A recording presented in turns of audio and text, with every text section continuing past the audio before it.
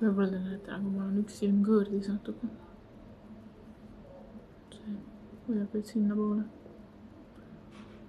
See juhtub sellepärast, et kui maailmas on yin ja yang ja sa paned oma silma kinni ühe asja suhtes, ühe nende poolte suhtes, kas tumeduse, pimeduse või valguse. Ja sellest läheb silmalt, kui silm läheb kõõrdi sellepärast. Sa eitad selle eksistentsi.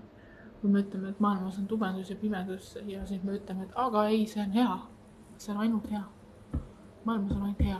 Mitte halba ei ole, ainult hea on. Siis me juba eitame seda pimeduse olemust. Ja mõned pimeduse asjad on nagu kasulikud ja head, aga üleüldiselt pimedus ja tumedad asjad maailmas on halvad ja väga, väga, väga halvad. Detrimentaalsed, surmavad, mõrtsukad. Nad hävitavad su elu. Nad on hävituslikud ja nendes ei ole mitte midagi head. Ja kui sa arvad, et on nendes tumedates asjades midagi nii head, siis sul lähevadki üks silm läheb kõõrdi ära. Võt, minul natuke on läinud. Mõnel on täiesti läinud.